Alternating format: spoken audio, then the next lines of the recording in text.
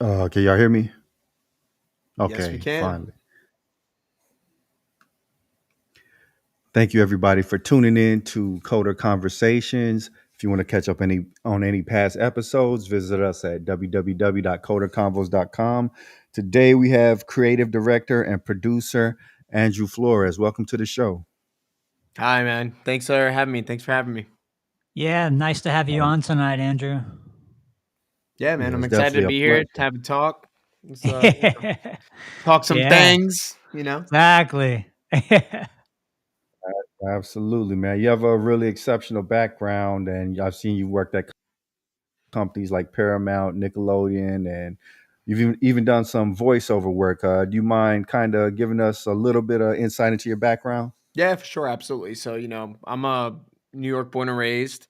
Went to college in Brooklyn in St. Francis College, did a degree in communications with a minor in interactive multimedia.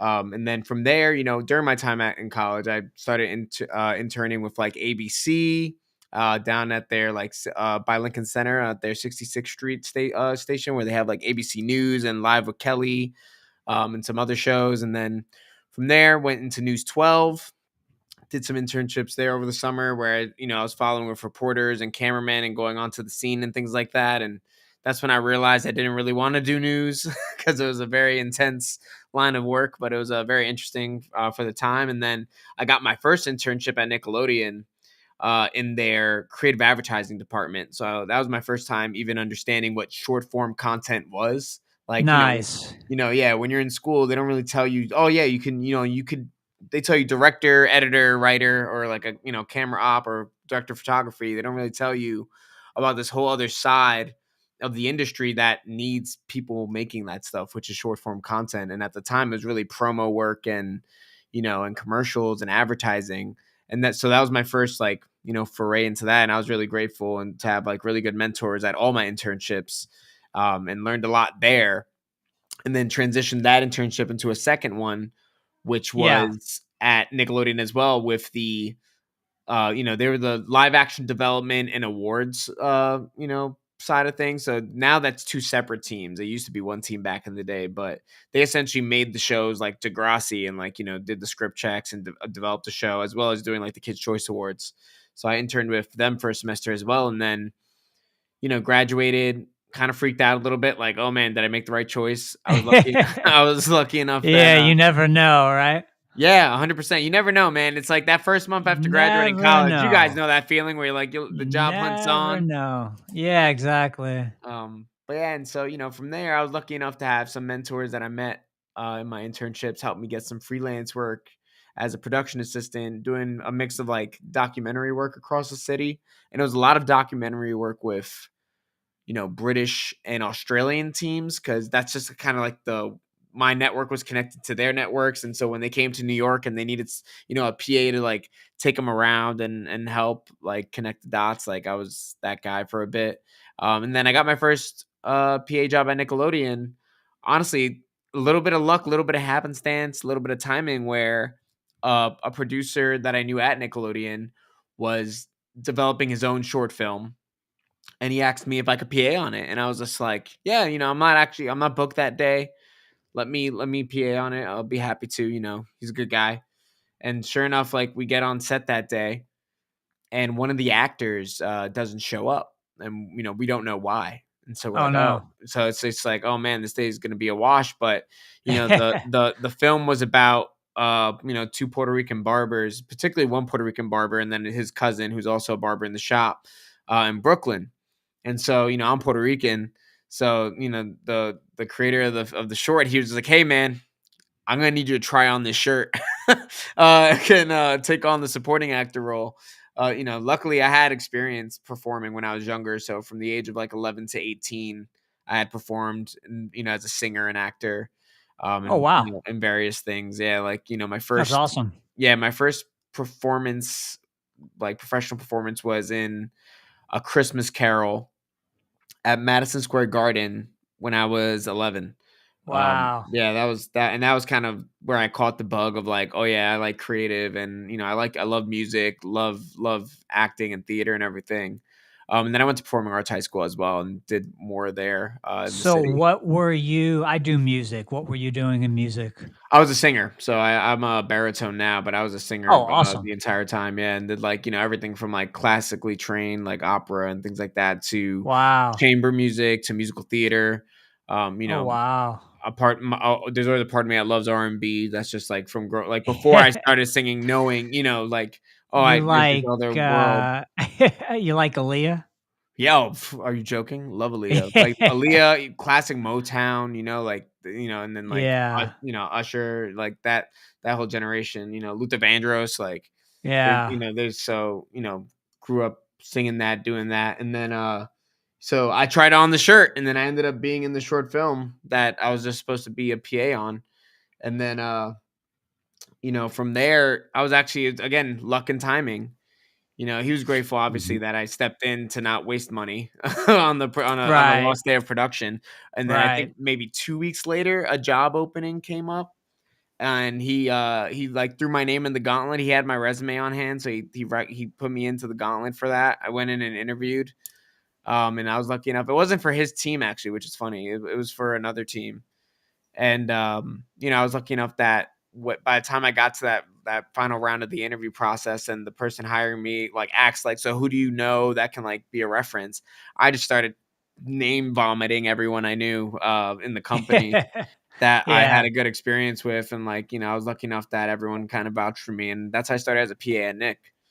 Oh, wow. Now for our listeners, can you describe what a PA is? Absolutely, yeah. So a PA is a production assistant. So it varies on job to job, but a lot of time on the documentary work, I was driving the van with the crew in it. But then also like depending on the interview situation and how big the crew was, sometimes I was going in with them to build the lighting setups and the camera setups for them and like help manage that, as well as on the bigger sets, it was like a variation of things from like I'll never forget one time I had to like pick up a couch by myself from like Greenpoint, Brooklyn, and bring it back to Lower East Side.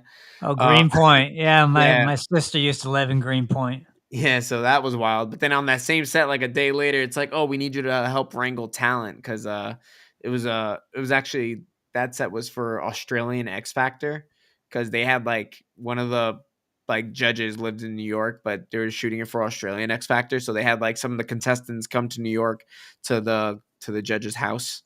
So that was interesting, and it's actually funny enough. One of the contestants that year that I helped wrangle, she actually ended up winning that year, and is like now a professional singer in Australia. She goes by Dami Im. She's an incredible singer. Oh, Um, wow. but That's awesome. yeah, just craziness, honestly. But yeah, production assistants can kind of do whatever the production needs help with. They assist whoever needs assisting. And then at Nickelodeon, that job really was different from like my documentary ones. It was more like I was on a promo team, so we weren't making documentaries, we were making commercials, right? But they weren't commercials to sell advertisements. It was commercials to sell and promote, the shows of the brand and like the brand itself. So, it's the commercials that you see on Nickelodeon where it's like next Friday at 8, it's an all new episode of, whatever show it may be, or like Yeah. a movie trailer, things of that nature. And so, that job was very different. It was pretty much an office job for most of it, but there were still like times to go to set and, be like in different locations and things of that nature. Yeah. So what exactly did you do in that role? Yeah. So it evolved over time, and it evolved very quickly. At first it was really just like, getting people organized, right? Helping the producers and the creative director of my team, just making sure like spots that they were writing and producing were getting delivered to the proper system so that they could get on TV. Other times it was, you know, getting new episodes. We would get new episodes in of the shows, like rough cuts before they were ready for public viewing, and we would essentially take turns being the other PAs of like, oh, this show is your responsibility now, so a new episode would come in, I would have to make DVDs because this was like right on the cusp of like us getting rid of like, physical media. So Right. I had a DVD cloning tower in the office that we would use, and it was literally like I would put the one DVD in, burn it into like 35 copies, and then I would have to go to like different producers and executives and like drop off the DVD at their desk so that they could watch the latest episode.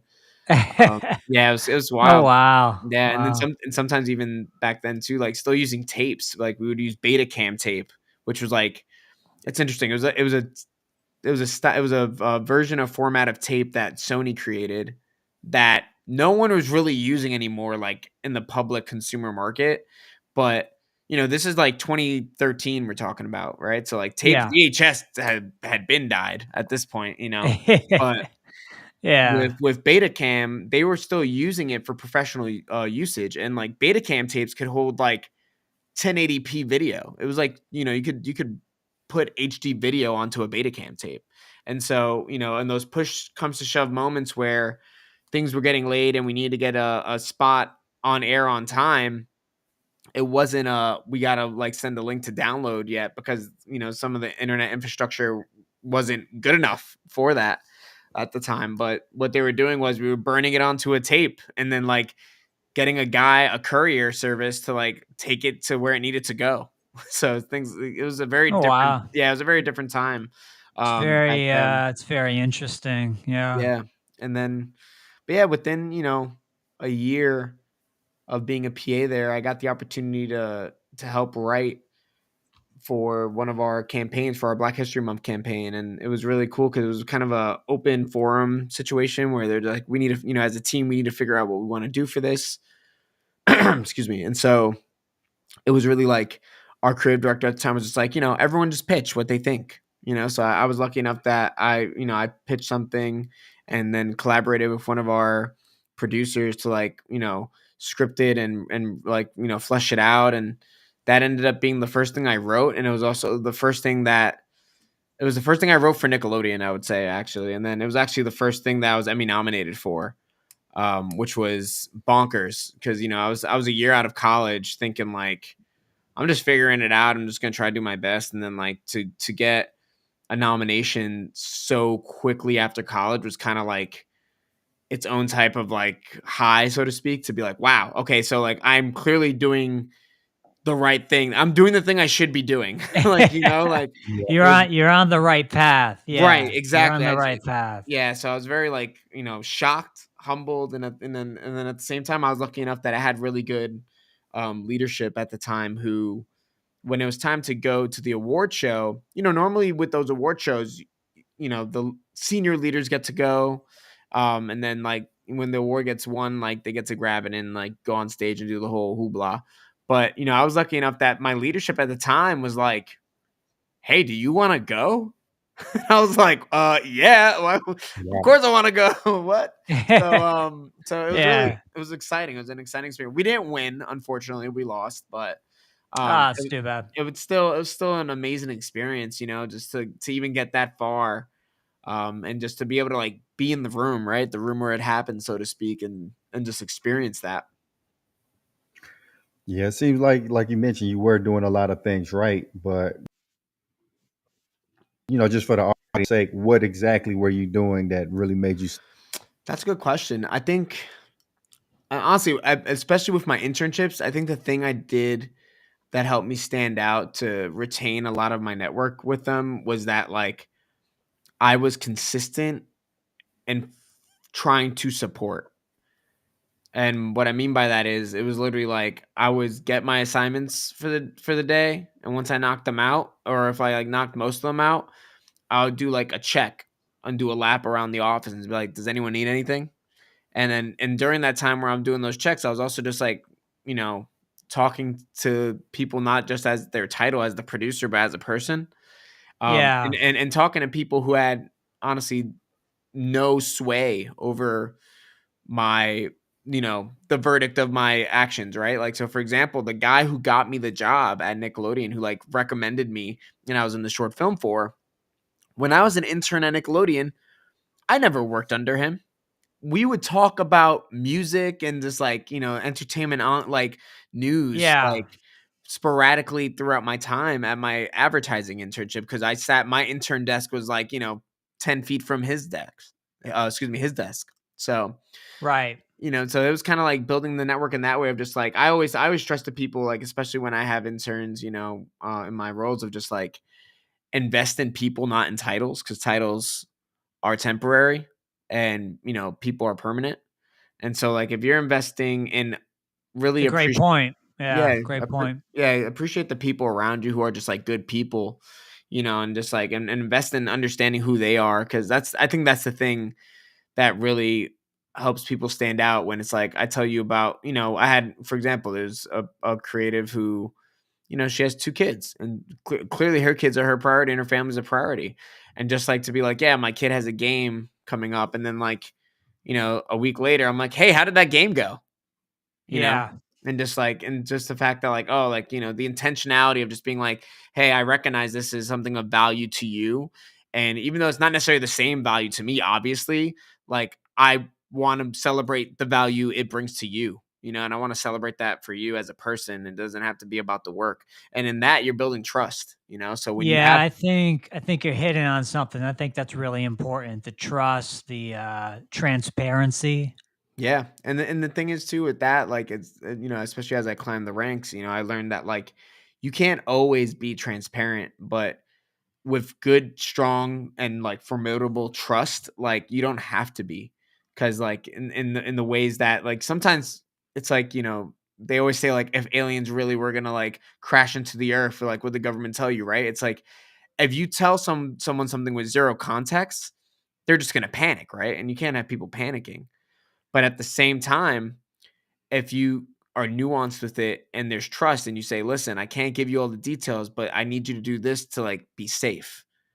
If there's trust there, people will do what they need to do to be safe. But Sure. it has to be earned. You can't just, it's not, it takes time to develop that. And it also takes, it's a two-way street. It takes action on both sides to create trust. Absolutely. So was being a production assistant kind of like an end game role for you, or did you something else? No, yeah. So it was just, I knew it was just the beginning. And it's funny because I remember I had one of my production, like when I was an intern, one of my managers or whatever, she was like, "What do you want to be in 10 years?" And it's so funny because it was one of those things where, I'm a strong believer in manifestation. And so it was one of those things where I was like, I don't know, like I guess a creative director. Now that I'm understanding what the inside of a company looks like, and what a creative director, what it actually means to be that. And she's like, okay. And it's a funny thing because sure enough, I didn't know how that was gonna happen or what the road was gonna be like to get there. But Right. sure enough, like at my 10-year anniversary at being at Nick, I did hit creative director. Which is crazy because even That's amazing. I didn't have that in my like lottery ticket, in terms of like my bingo card when I was like on the path, right? Because the path has highs and lows, and there was a point in time where like my time as a PA was pretty long, in comparison to what you would consider like the normal timing. But I will also put a big footnote on that and say like no one's timing is the same.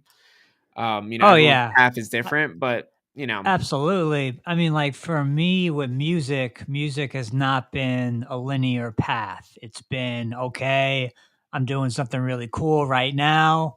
And then there's a lull, and then nothing's going on. And then I get another really cool opportunity.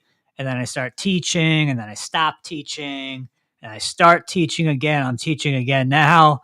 Like yeah, you never know what way you're going to be pulled when it right. comes to creative endeavors, I think. 1,000%. And I'm always telling, when I used to have my team at Nickelodeon, I used to always say like, listen, there's gonna be bad days. My goal, and I want our goal to be, is like, let's have more good days than bad ones. But there will Yeah. be bad ones. But as long as we're mitigating them as much as we can, then I'll make the good days better. But so yeah, so honestly, it's like I didn't know how I was gonna get there. And then, I went from I was a PA for about almost 4 years, like 3 years and like 8 months. And that was like a lot of third party things happening as well at the time, right? So like, I had one VP when I first started at Nick at the PA role, and then within a year, or probably like a year and a half, like they transitioned to a new role and left the company. And then we got our second VP, and that was a new person I had to like kind of reprove myself to, so to speak. But then that person also transitioned out of the company, to a new path. And then I got a third VP, and it was like, I'm resetting again, so to speak. But I was lucky enough. Yeah. I was lucky enough though with that third VP. They lasted more than a year, so Yeah. that helps. But also I think Yeah. with her, I think what was so great about her is that she created space for the discussion. And, so I remember being a PA, and just, the next step in my team would be to be an associate producer. And I was very transparent with her. I had a one-on-one with her, and I said, listen, like, I've been a PA here for this amount of time now, for over 3 years. Yeah. I'm really looking for this associate producer role. What can Right. I do from your perspective to get this role?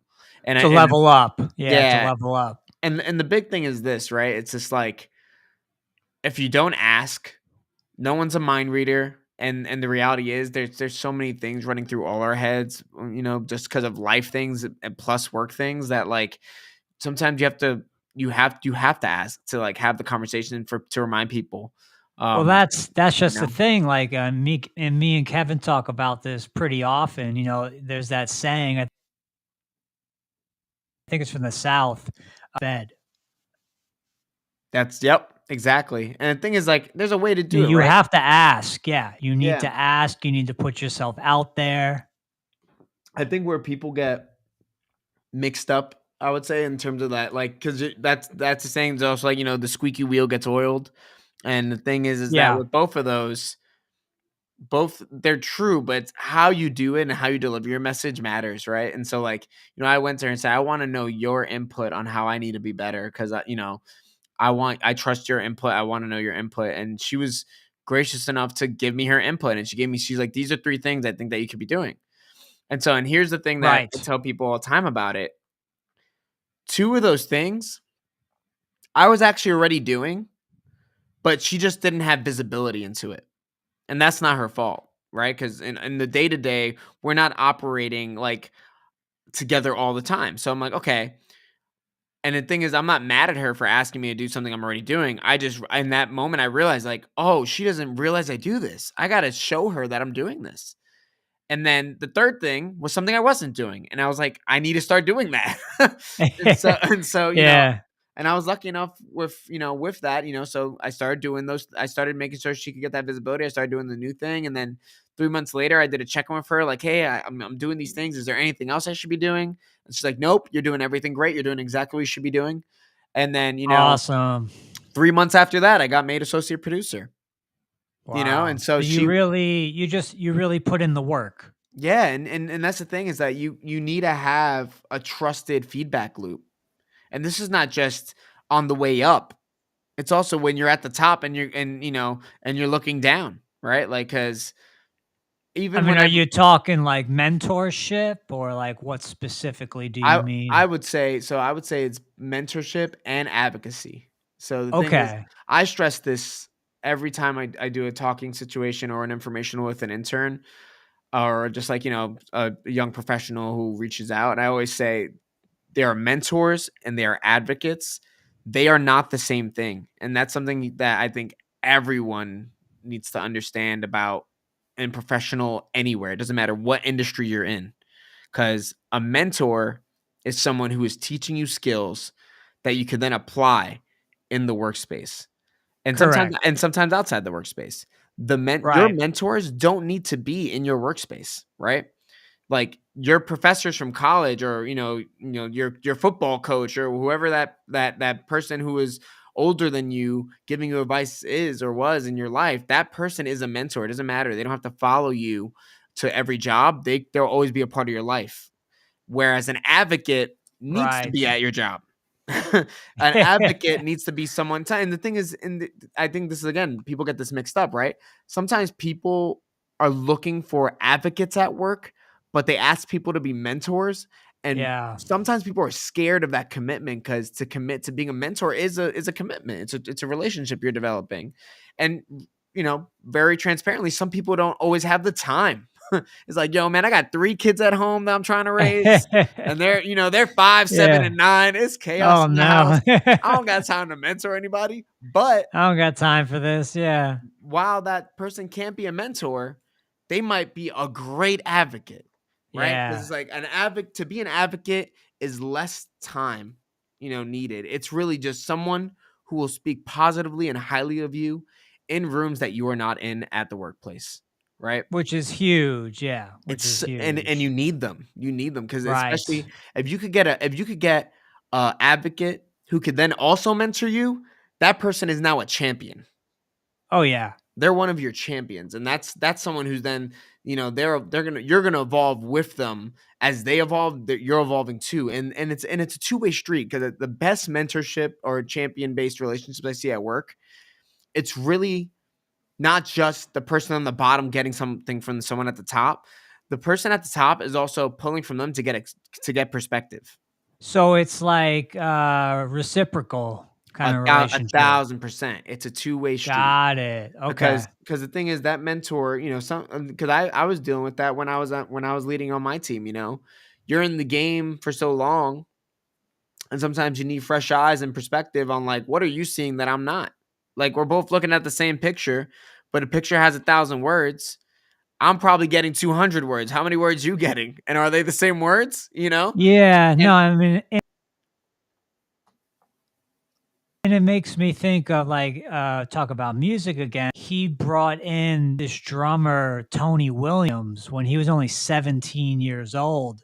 He had him join his quartet or whatever his group was, and Miles Davis was basically saying to people, "Hey, like you need to stay fresh, you need to stay new. Like these young people, can show us something. We can learn from these young people." And I think that's a really important lesson. absolutely, and it's a conversation, right? Like, and it should be a back and forth. It should never be just I'm telling you this and you're telling me that, and we have to choose one of these things. Compromise is what makes any creative endeavor succeed. Because Compromise, absolutely. like with I used to love with my team where if there was a change I was looking to implement, I would bring it up to the team first. And just in a small setting, it'll be like, at first my creative team when I was a creative director was like 6 people, and then it evolved to be like 12 people. And so I would take them in a room or like a Zoom room, whatever it was, during COVID, it was Zoom, and just be like, hey, I'm looking to make this change. Here's what I'm looking, here are the steps I'm looking to implement. And then I would say like, it's almost like a roast me session where it'll be like, okay, roast me. Like, what don't you like about this? And like, is there something that like is really like throwing it off? And then, you know, sometimes it was, nah, this like little thing is bothering me, and then we would have a conversation. Okay, why is that? And then sometimes it's like, okay, let's try it first, and then if it really is like a majority of people aren't getting it, then like, okay, we gotta change it. But other times, Yeah. it was really great when I had team members, and this again, this as trust was built, because I think like after that first implementation, there was something and they weren't sure about it, and I was like, well, let's try it first, and then they ended up being right where it's like, oh, this isn't working like well for us. But it wasn't that we had to overhaul it and destroy it. It was actually just needed. They're like, it'll just be better if it did this instead. And I was just like, great, let's do it then. And it Let's ended up do being it. better. Yeah, Yeah. yeah, yeah. And then with that, they were more willing and trusting to challenge me. And I needed that. We all need that challenge to make sure we're doing right. And it's like, and in turn, I would constructively challenge them back. It's just like in terms of like, not just in the overall workload, but it's just like everyone on my team, they were all good people trying to do good work, right? But they all So were starting from different places. yeah, how exactly did you foster that environment of trust to where they were open with criticizing their superior? Because a lot of workplaces, the workers they're not gonna openly say what they think, because they fear they might lose their job. Yeah, absolutely. I mean, it's a real problem, and and I've run into it myself where sometimes there's a leader who says they're open and they're not, right? And I think Right. that's something where you gotta smell the roses and see if they really smell like roses, right? Right. And Right. I think the reason why I worked with my team is because I was genuine in that. I wanted it. And I think that as much as we talk about like culture and workplaces and things like that, there's one truth that I did a few trainings, and I was lucky enough to do like this training within Paramount, but then also at NAMIC, which was like a external organization. And there's always like a significant truth of that. No matter what you do, a leader in the organization dictates what the culture will be. Right. It doesn't matter what they say it's going to be, it's what they're doing that's going to dictate what that culture looks like. And so, it's like, I want you to question me. And then, like, someone's going to have to poke the bush first, right? To see if it's real. But Right. what my response to that is really what shows you if it's real or not. And also, and I also want to say there's some people who they're not being malicious. They really want to be that type of leader, but they just don't have it in them yet, right? They Like, don't have it in them. Yeah. and it's not that they're like that they can't ever have it. It's that they need to train to have it, right? Like, you got to practice it the same way. It's a skill set. It's a Yeah, like it's a skill anything set, else. It's a skill 100%. set. And I think Yeah. people mistake that of just like, I'm going to be a good leader because I'm going to listen and do things, and then they realize it is so nuanced because sometimes it's not just listening. It's like, okay, what's the aftermath of that listening? Now are you going to take action on that? And if you're not going to take action, are you going to take the time to communicate why you're not taking action? And it's subtle. It's kind of like a undercurrent. You're Yeah. not necessarily like presently aware of it, but it's going on the whole time. And I think what good leaders end up doing is they realize that they can be present. It just takes time to do that and practice. And it's also, you're not going to be on all the time, but you can try to be on when it matters most, right? Right. And that's just like over practice, right? It's the same way if like any sport, any skill set, like in basketball, like if you're going into overtime, you gotta be on for overtime, Yeah. right? You know Yeah. what I'm saying? Like, Yeah. you can't be like, I'm gonna just chill out real quick on I'm this gonna hang OT. back. Like, it's just Yeah. like, you Yeah. gotta be on, and your whole team is expecting you to be on too. And when everyone's on, Yeah. that's when the magic happens. But and it's the same thing with any type of leadership in any organization. With my team, and it wasn't always rainbows and butterflies with the team, right? Sometimes there was Sure. disagreements. But I think what again, because that trust that we built, right? I had a producer on my team. He would always, challenge, but it was never I'm challenging because I don't like you. It's like, I really feel this will make the creative better. Like it You know? wasn't malicious. Correct. There was no malicious intent. It was always, I'm trying to make this better. And I'm like, I'm looking at it from a different viewpoint and knowing the other external information I have that you actually haven't received. And it's for a multitude of reasons, right? Maybe I got some research or I was in a meeting that he wasn't a part of that I got information that, communicates to me on some of the reasons why we couldn't do something. In that moment of the challenge, it's okay, I hear you, but let me explain to you this other information that may adjust your thinking. And we'd have a conversation. Oh, I heard this in a meeting, so we can't do it because of this. And you know, 8 out of 10 times they'd be like, "Oh, okay, that makes sense, got it." Right. Other times he'll still be like, "I still disagree with that," and it's just like, well, we can agree to Yeah. disagree on this one, but like on this hill, like I'm gonna die on this hill, and we got to move it this way. And it was again at the end of the day Yeah. when I made that call, because I didn't do that every time, right? It was like when I made that call, I usually did it for a very serious reason, and so they would accept it. It was never like I'm gonna huff and puff and get it done. I'd be like, all right, and we move And on. it's And not like a boy who cried wolf kind of correct. situation. And Yeah. and also I also let them take wins, right? And that's another big part of it. It's just like if I tell you no all the time and you never get yeses, then you never seen what a yes looks like. And I think Right. some of the best moments on that team were when I didn't really have a strong opinion on yes or no, and they were passionate about it. And I was like, you know what? I see the light in your eye and that you're like hyped about this idea. Like, and I really have no reason to say no right now. So let's do it and see what happens. Let's see And what happens. and Yeah. in those moments when you do that and then it's successful beyond what like either of you thought, that's where even more trust is like the trust has now been like doused and like burned into a whole new thing in a great way. Like I'll never forget too, like that all that could only happen as a creative director because I had a good executive above me who also trusted me. Sure. When so the VP who got me to associate producer, I actually worked under her until I was producer. She promoted me to producer as well. And then that's when I started shifting into social media because, the team was reorganizing and developing into something new. And they decided to do this experiment where they wanted a social media team, like a fully dedicated internal creative team just for social media. And before that point, our teams were doing social media plus the trailers and promos plus some YouTube work. And so they're restructuring all our teams, and they're like, all right, we're going to do this experimental social media team. And it's like, okay. And so I got put on that team, and then I think literally 3 months into it, COVID happens. So Oh no. yeah, so it's like this, but you know what? It's a blessing and a curse. Yeah. It was a perfect Yeah. storm, right? Where my new VP that I was put under, we're just in early introductions, right? So, but there's so much going on in the beginning of that process. I was technically the second in command of the team, and I had a senior producer above me, and then we had a bunch of like editors and APs and PAs put on the team, and Nice. so it was like Nice. a nice mix. And I think the blessing in that though was all those people that were put under me, I had either trained as a PA or as an intern and over the past like 4 or 5 years, like sporadically. So I was like, okay, I know all of you. And then we got the opportunity to hire someone.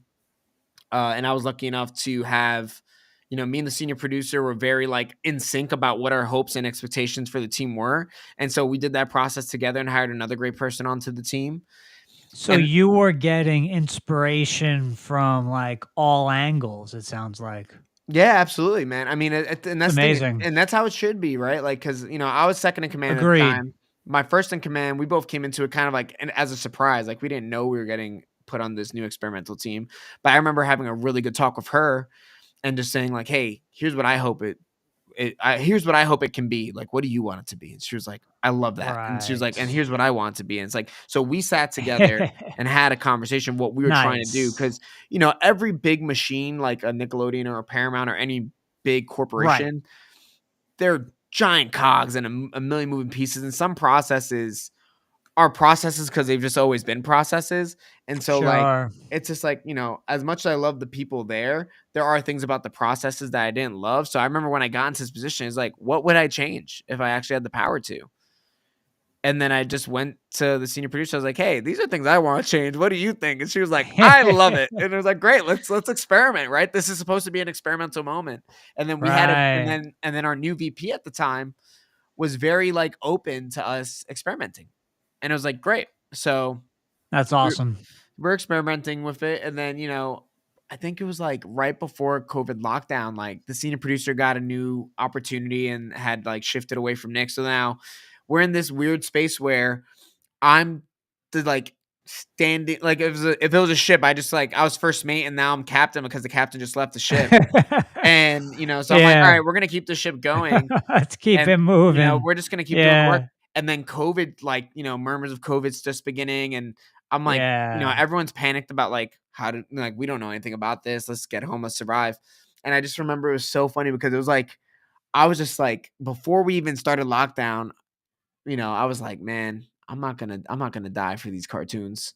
So like, Right. because Right. we didn't know anything about the virus yet. And so I did my due diligence, and I was lucky enough that in my time at the company, I had made friends in in tech and IT and engineering and like all these places. I was just like, hey, is it possible for my team to work fully remote? Yeah. And they're like, yeah, we have these software. So I just registered my team, before anyone told me to. I just started registering my team for this stuff, and I took my team into a room and said, listen, I don't know what's gonna happen with this. But all I know is that, we can be safe and do this work. And so you know, I'm signing us up for all this stuff. We're gonna do tutorials on it and trainings real quick. And so literally like 2 weeks before lockdown, my team was trained up on how to be remote. And then it was just so funny because we go into lockdown. We were supposed to have Paramount did this 1 day. They were gonna do a 1 day test to see if everyone could work from home. Okay. And then we didn't go back for 2 years. So it was just like the 1 day So it test work. worked. The But test worked. Yeah. but there was so much chaos in those early days of just like other team. Like I had my team fully logged into every tool they could possibly need, and everyone else was trying to figure that out still. Like, cause they, they're like, wait, IT, I need this. And then now IT's getting over indexed with requests because everyone's asking the same question. But luckily I beat the wave on that. And so I just remember my VP calling me like maybe a week or two into COVID lockdown. Yeah. And she was just like, hey man, are you guys good?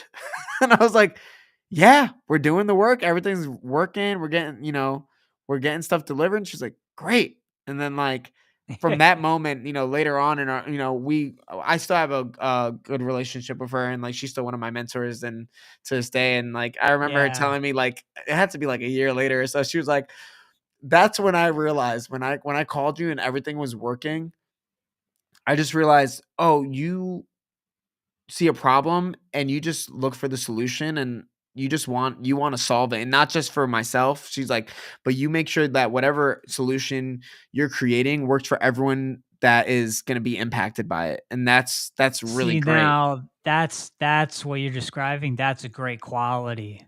It's a And really that great quality to have. And that's the key to leadership. I think healthy leadership looks at the impacts, right? Because like there's intention and then there's impact.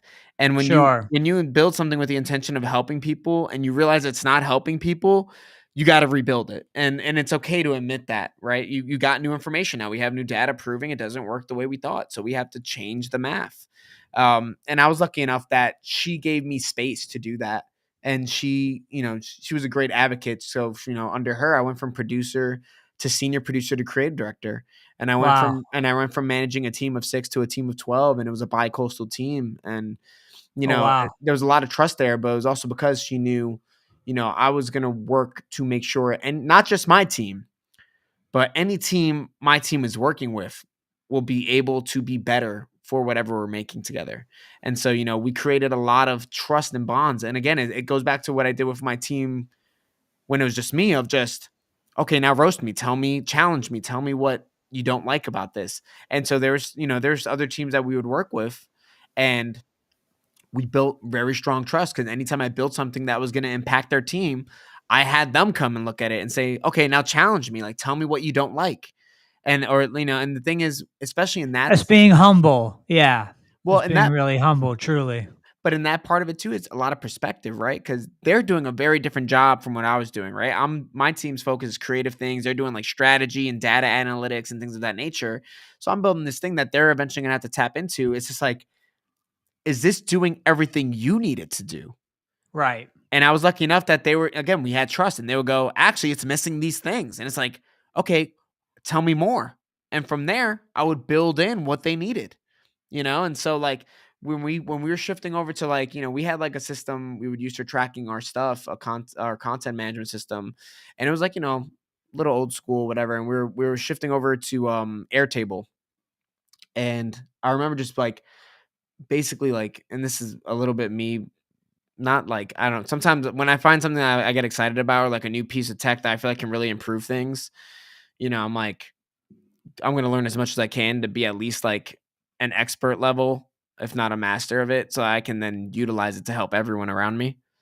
And so, with Airtable, I did exactly that. Like people were still figuring out how they're going to use it in different departments, but the goal was to get everyone on Airtable. And I built a custom like workspace for my team and for the teams that I was directly like working with, that ended up being super like helpful and efficient for us, where like my team was going from making, at one point we were making, in the beginning, maybe 50 posts a month, right? When we first started. Right. And we were able to scale that up to like 250. Wow. And it was a matter of just like, how do we take the paperwork parts of the job and condense that to be as minimal as possible, but still do the job, it's the task it's supposed to do, so that the creatives can create and the strategists can strategize, you know? Yeah, and to me, it sounds like you're talking about exponential growth. Yeah, I mean, it was insane. It was just like a lot of our approval processes, were being done in like emails, and it's just like, well, what if we made a Slack channel, and then what if I had Right. automations? And so I built like all these custom automations where it's like, now we're creating not just a conversation, we're building a system where like, say I already approved it, but you didn't see the message, you could just go look into the Slack channel and see like the emojis that are dedicated to approvals and see, oh, everyone approved it just from a visual standpoint. And it was all, Yeah. it was all Yeah. automated to work together too. So it'd be like, you hit the button and you hit the button for approval. They get a DM saying this person approved the spot. It'll link back to the spot. You could take it to where you needed to take it. So, I built all these automated processes so that like my team could just make stuff. I was like, my goal, you're here to create things. My goal is to make sure the majority of your time can be used to create. And from there, Absolutely. we Yeah. scaled, we scaled a lot. And like, our team was going to set, we were doing custom shoots inside the office. Like we basically found a giant closet and we're like, this is a really big closet, big enough to Yeah. shoot things in. And so like we All converted it right. into a shoot space that was like used for like, we would share it with other teams and it ended up being a Nice. great space. And, it's really just Nice. like very, you know, like kind of like low bar but high standards, I would say. Right. And just like doing our best to like work with what we have and be, almost like a guerrilla unit where it was just like, people wouldn't expect kind of some of the things we were making. And then, we were doing stop motion ourselves. Like we're doing all types of stuff that So just you people weren't kind of expecting. orchestrated a lot of this stuff yourself, would you say? Yeah, but it's always a collaboration. I wouldn't take full Yeah. credit for it, but it Okay. was. I was definitely leading the charge with like some of our strategy team and my creative team. Like if I said this producer is the lead on this creative, I expected him to lead that creative. And then, as a creative director, I think sometimes people expect the creative director to be the master of all things Right. and like be the owner of all things. Sure, And sure. that's where I think I defer in my definition of how I've always done it, because I do try to be a master of all things. So if anyone on my team needs help, I know how to fix it or I know how to show them how to fix it. But I am not the owner of all things. I can't be. Of There's course. a Yeah. bandwidth issue there. So like I see a creative director as you see a music conductor. I'm Right. not gonna play every instrument in the symphony, but I'm Right. gonna make sure every musician is playing their instrument to the best of their ability, Right. and I'm gonna direct that music to be amazing. And that was like my goal. It's like, and no, it wasn't all again, it wasn't all rainbows, but it was a thing where my team understood that like I wanted them to create and I wanted them to own their creative. And when I was doing my job of directing them, I was doing just that. I was directing. I wasn't taking over. I wasn't commandeering. And So, I'm sure, you're just trying to do your best work.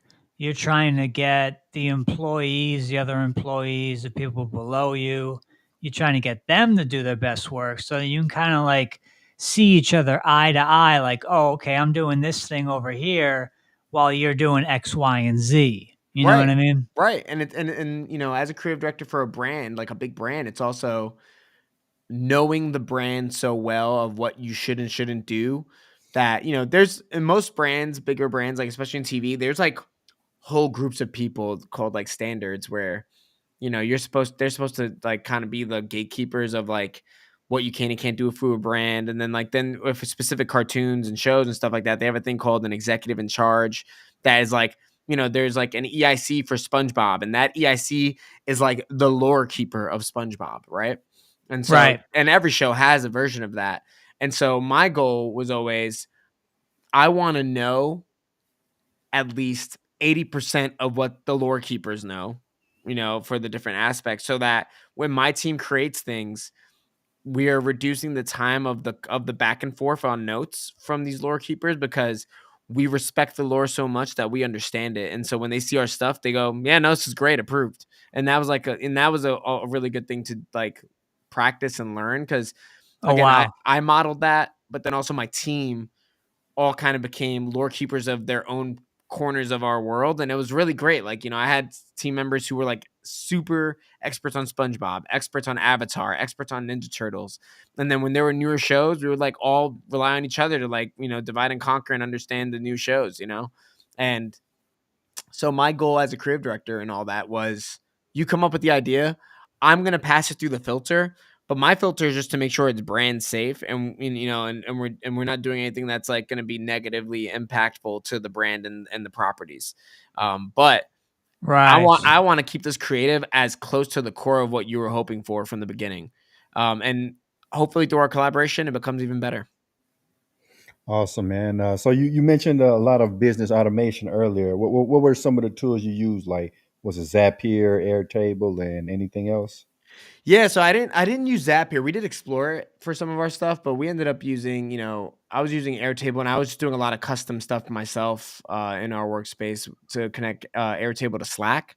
And then we were also using, we did use Discord for some stuff because we started a live streaming on Twitch for one point in my time there.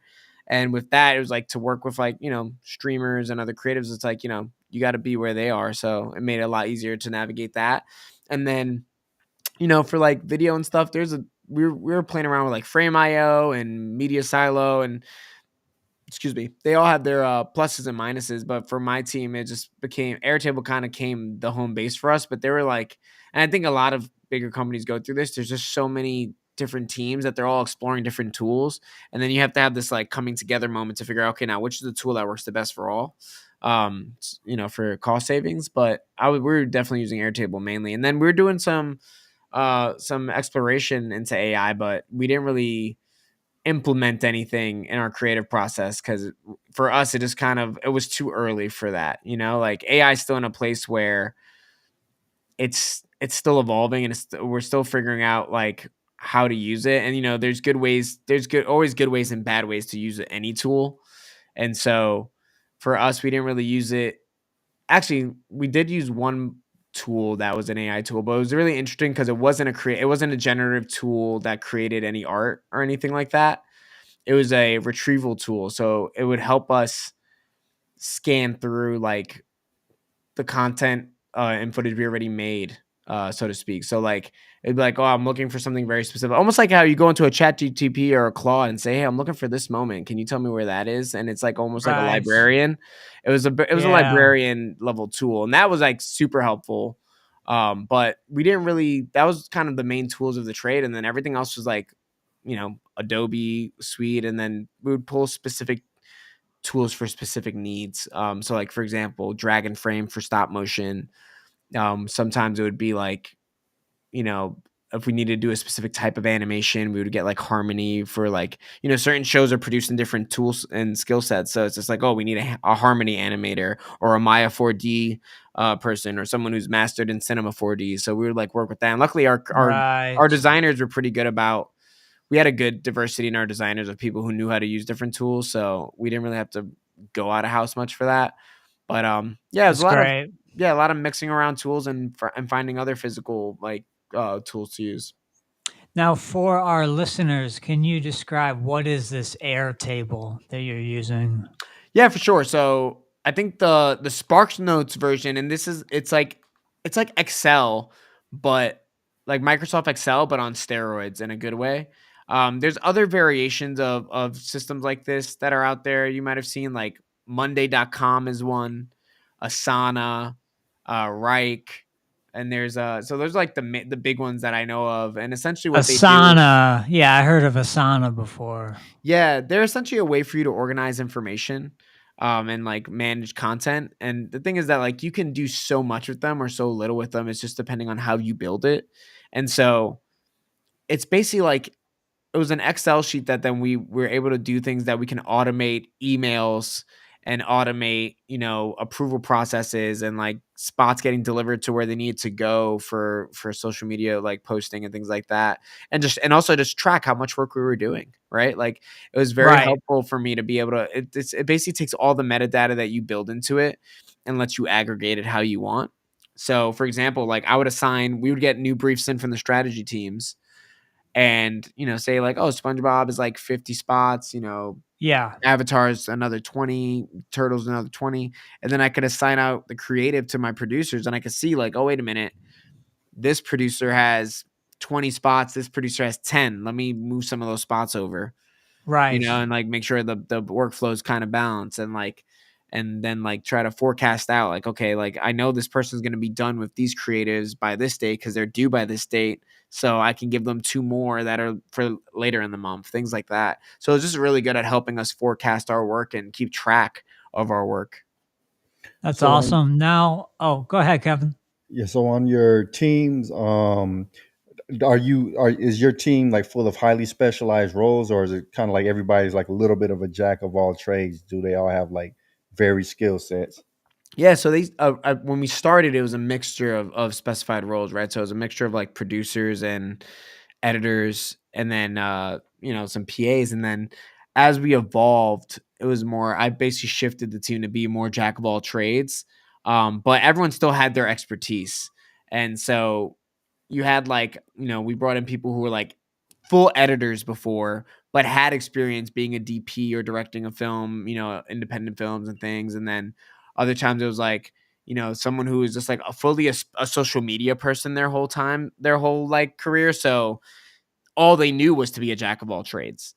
And then you had other people who were just like full on like writers first, like their passion was in the writing. And so like, but then they were learning all these other skill sets. So I think what was so That's nice. interesting. Yeah, it's not how it would normally come together, but Right. we were kind of put together in a weird like almost like a hodgepodge way, but it ended up being amazing because we I got mean, it sounds pretty intuitive at the same time. well, I think what was amazing about it is that like it got to a point where like I knew enough about everything to teach everyone, but I could Yeah. also have my team teach each other. And so like a rule I always set up when a new person was coming in to get trained, like when we got a new person, is that their training was going to be done by everyone. And Okay. so basically like say the person had 12 tools they needed to learn, everyone got assigned a tool to teach them, and then they had to schedule their time together to learn the tool. And it would be like, okay, everyone needs to do their trainings with the new person by this date. If stuff comes up, like make sure I'm on the calendar invite so I can see all the trainings happening. But and if something happens, you need my help, you could just call me into the meeting.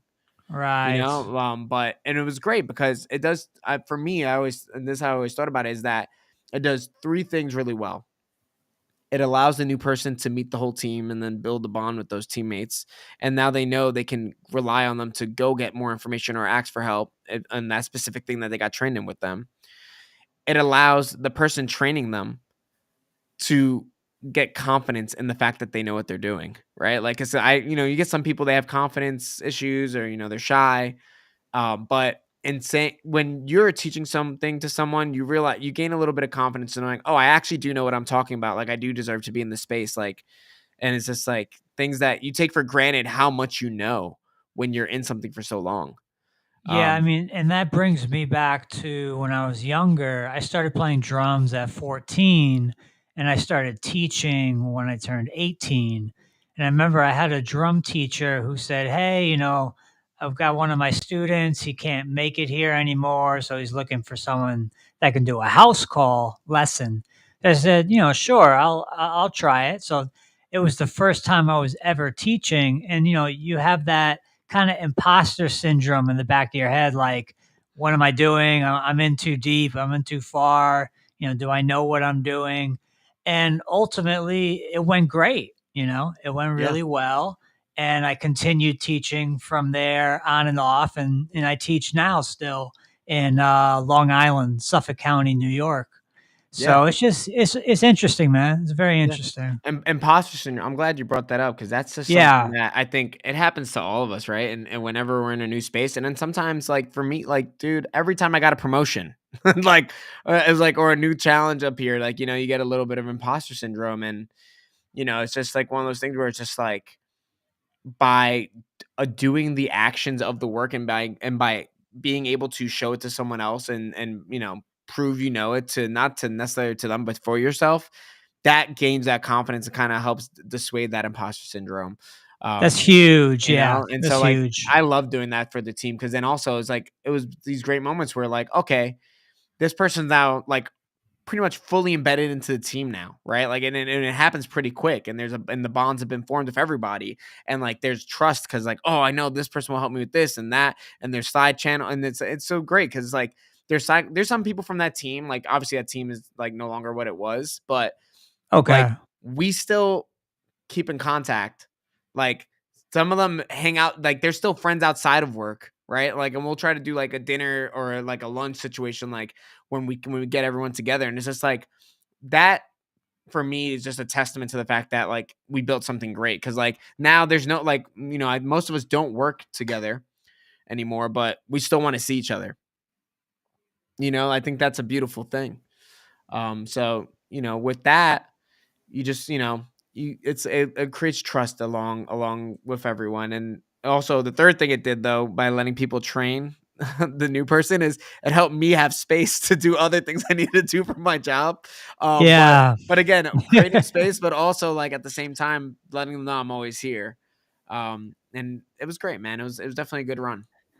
Yeah, I Man, mean, one final question I wanted to ask you is, and I like to ask a lot of our guests this, for the person that's green, for the entry level guy or girl, what advice, like, what's the main piece of advice you would give them for breaking into this industry or other industries? Like, what's some really good advice you would give someone who's just starting out? Yeah. I would say a few things, but right now, especially in media, it's a tumultuous time, obviously, with everything going on. Beyond like the wildfires is one piece of it, but just like the evolution of what the industry is going to become, is we're in the middle of it. So it's kind of like no one can really tell you which way to look in terms of Right. senior level all the way down to entry level. But one thing I know is true, at least in my experience and my time, is that, again, invest in good people, and invest in people you can trust, and build that trust and be someone who's worth trusting. And as long as you're doing that and you're trying your best to commit to making great work, like the pieces align in different ways and shapes and ways you may never like expect. And as long as you're All trying, line up, in other words. yeah, It'll all yeah, line up. yeah. Yeah. And thing is, like, the shape it turns into might not be the shape you thought, but the thing is that Yeah. that shape will make you sometimes more happy than the thing you thought it was gonna be, Well, because it's and fresh. If it's yeah. fresh, it's new, it's vibrant. Yeah, and just keep working to make good stuff and connect with good people, because like good people will stay connected again after the fact and look out. There's a really great community. I like Nickelodeon. One thing Nickelodeon really had that I'll always cherish is that I have lifelong friends now because of it. There's a community there that's still looking out, and even if it wasn't like I was hanging out with that person every day or anything like that, or I didn't even directly work with the person. Like, we were still a part of our Nick community, and like we're trying to look out for each other. And so that's That's because awesome. Nickelodeon fostered like a lot of good people through its doors. And so as long as you're doing that, like, and it doesn't matter where you are, you could just keep trying to build good relationships with good people and try to be a good person yourself, and you'll find yourself in a net positive place. But So focus on, in other words, focus on those relationships when you're interning, not just your coworkers, your bosses, just kind of yeah, try to play all sides of the field, right? form relationships with anyone who's willing to have a good and healthy relationship with you. And also, that's just one piece. You got to do good work, like, and you got to be Yeah. willing. You got to be willing to practice to do the good work, right? And be consistent. And the consistency part is the hardest part. And no one's expecting anyone out of college to be consistent. That's your learning phase. But just be Yeah, just right, be right. open to trying your best to be consistent. And just to reiterate again, I think the last piece of advice I would stress is there will be bad days, but not every day is going to be a bad day. And just try your best to have many good days as you can. man, that was Awesome. some awesome advice, man. I would definitely have to get you back on so we can delve deeper because you have a lot of expertise to speak on, man. But yeah, before we get out of here, did you want to leave the audience with any closing thoughts? Um, yeah, man, just keep watching this, keep listening to this, this podcast. Appreciate you guys for having me on. Thank you. And again, and also don't be afraid to send out that cold email, that cold message, just because that's how I'm here today. You reached out to make a connection, and the Yeah, timing was right, and we were able to make this happen, and I appreciate it. Awesome, absolutely. man. But yeah, thank you for coming on, and we'd like to thank everybody for tuning in, and we'll catch y'all next time.